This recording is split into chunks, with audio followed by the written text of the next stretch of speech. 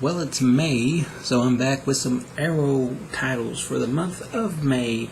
Cutting it close once again to about the last day of the month before I ever actually got the reviews up, or sort of the look up. I do more of the reviews on the site in the written form, but this is more of a look at what I got for the month, what was out this month.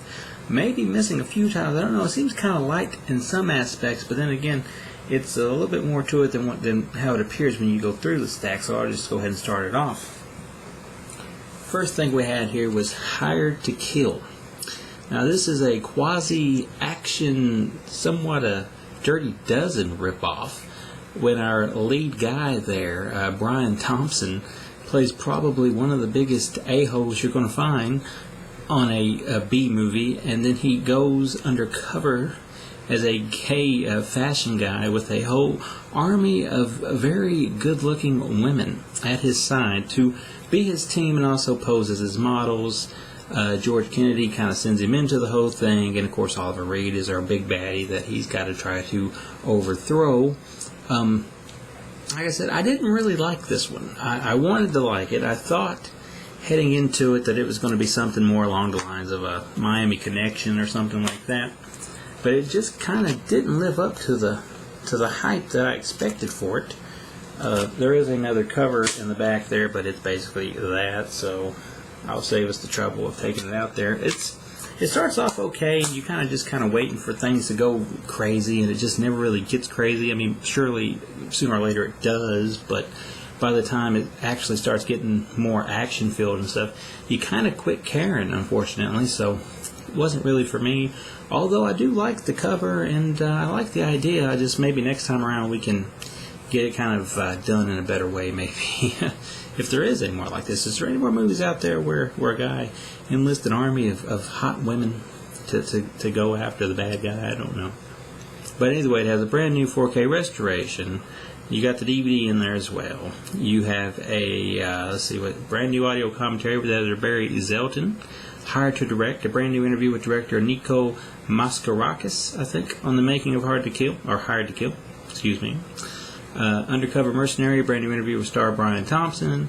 Original theatrical trailer, still gallery, original screenplay titled Freedom or Death, which is for your BD DVD-ROM.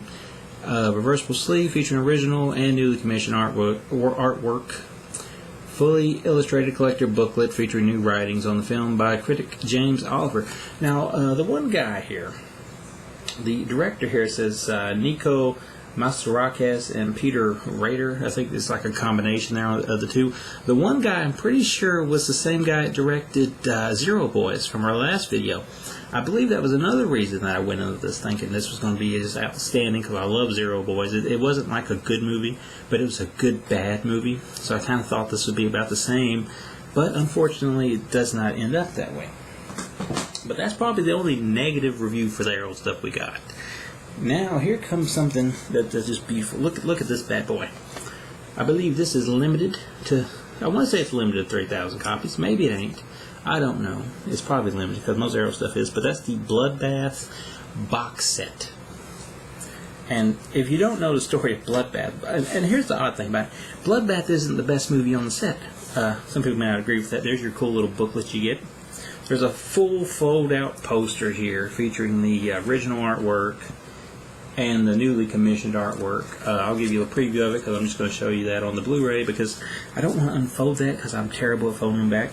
But inside your wonderful slipcase, we've got the regular version here. And of course, it's a 2-disc thing here. And I'll explain in a minute why it's a 2-disc thing. So basically, the original movie you're going to get on disc 1 is a movie called, pardon me if I mispronounce this, it's Operation Teton, I think is what it's called. There's your Bloodbath, the original Bloodbath artwork. I believe it's called Operation Teton. So this is like a foreign film. It's kind of a mystery whodunit.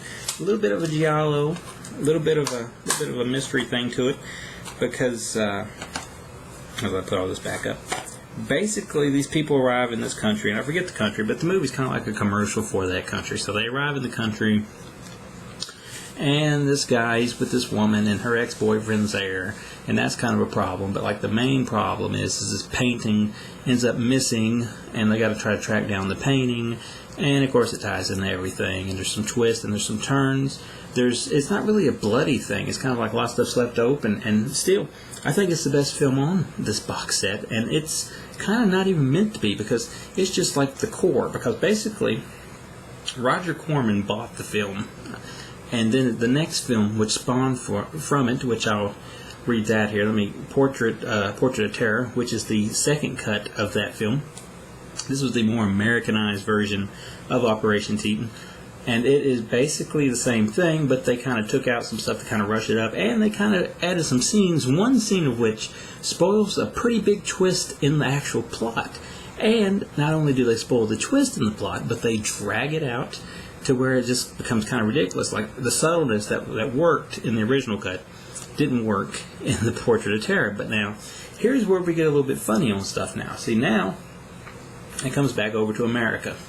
And Roger Corman gets Jack Hill to use footage from Operation Teton to make a new film, which becomes Bloodbath. And he goes and gets Sid Haig and stuff, and he turns it from a caper about a portrait into like a vampire flick.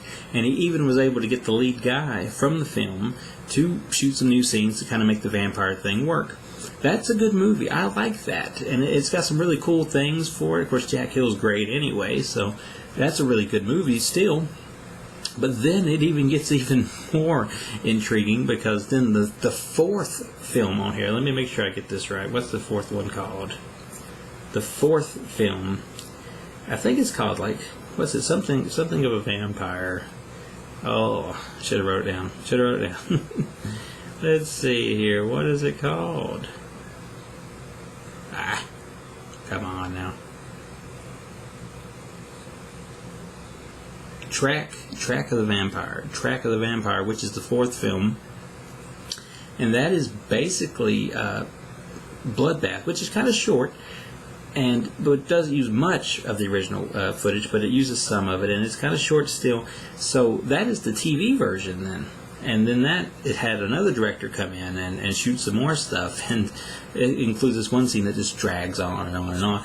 Worse than me looking for a title on the back of the box. If you think that drags, then you should see some of the scenes they shot to beef up the running time of Track of the Vampire. Still, this is a great, great set. Look at that. This is a beauty if I ever saw one. Is that my fingerprint on the top of that box? What is that? That is, as I rub that off there. Either way, great set. Limited edition collector edition of the complete Bloodbath. High definition, which you should know that. 4 versions of the film: Operation Teton, Portrait in Terror, Bloodbath, and Track of the Vampire. Brand new 2K restorations for Portrait of Terror, Bloodbath, and Track of the Vampire from original film materials. Brand new reconstructed Operation Teton using original film materials and standard definition inserts. So when that looks a little bit funny when you watch it, it's because they had to kind of do a Frankenstein job and add some standard in there with the high def. But the high def stuff looks really good. Optional English subtitles for the deaf and hard of hearing for all 4 versions. The Trouble with Teton, a revisit brand new visual essay in which Tim Lucas returns and updates his 3-part video watchdog feature to examine the convoluted production history of Bloodbath and his multiple versions. That is great. I watched that the first time I got this because I like that. I don't know, something about them documentaries. Sometimes they really hit, sometimes they don't. That one is actually really educational and really fun to watch. Bathing in the Blood with Sid Haig, a new interview with the actor recorded exclusively for this release.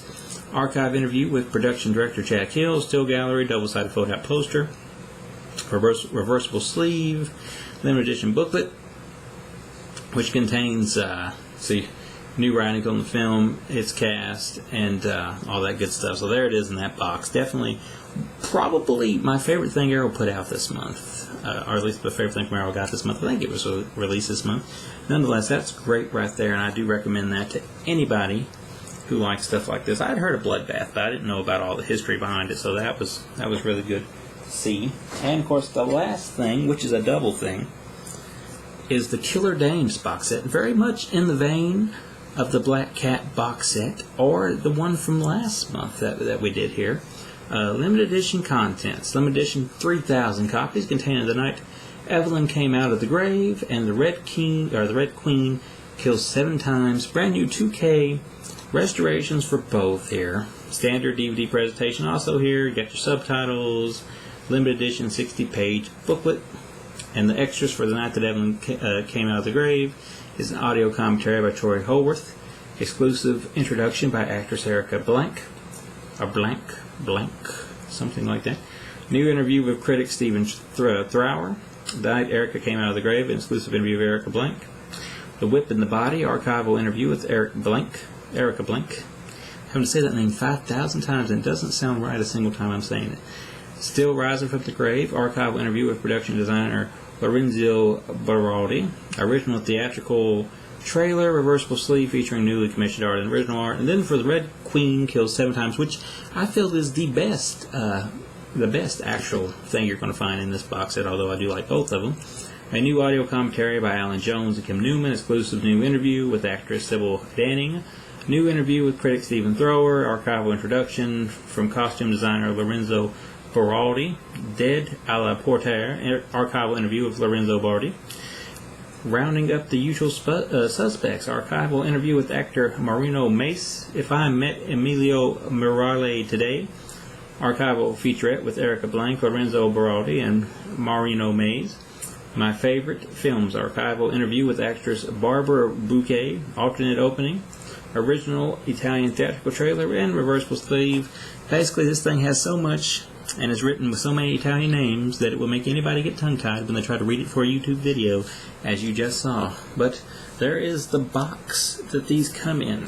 And when we open the box, which is tightly packed, which is good, we've got our booklet. Gotta have our booklet. We've got the Red Queen kills 7 times. This is probably, in my opinion, the best of the bunch here. It starts off with 2 sisters fighting over a doll. They get in front of the dad.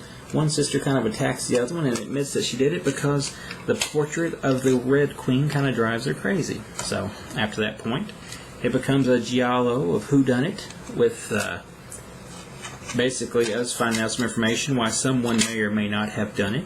There's twists, there's turns, there's some creative kills. Not the bloodiest thing you're ever going to see, but there is some blood. Still, this is the one that I like of the bunch. This would probably be the only one of the pack that I revisit ever again. Not that I did not like The Night That Evelyn Come Out of the Grave, or Crawled Out of the Grave, or, yeah, Came Out of the Grave. This one's fun, too. This one's more of like a gothic-like tale, you know, and it tells this guy, and he's got the thing with redheads. I ain't going to spoil it, but it's got a very gothic look to it. And it's got some mystery and some twists and turns to it. It's also got a very cool original art cover there, as you can see. A little slow, though, at times. It's very artsy. Like, this is the more artsy film of the two, which is fine for me. I don't mind artsy stuff. Sometimes they hit me better than other ones do. And this one in particular, it done fine. Like I said, I was not bored while watching it, but it just didn't strike me as a film that I want to revisit too often. Whereas the Red King, or the Red Queen, I don't know why I want to keep saying King, the Red Queen kills 7 times is more my alley, more type of giallo that I enjoy. Beautiful women getting picked off, some guys getting in the mix too. Who done it? Well, there's a big twist at the end, so that is definitely my pick of this box set. Although I will say that Emilio P. Miraglia, which I think is close to how you say his name, is a very well crafted director, and this set shows it. But all in all, that's the May stuff from Arrow, so I don't know. Did you pick up any of these? Do you like any of these? Do you not like any of these? Can you help me pronounce any of these names? If you can, give me a thumbs up, like and share this thing, because all the YouTube guys say that, and apparently it helps.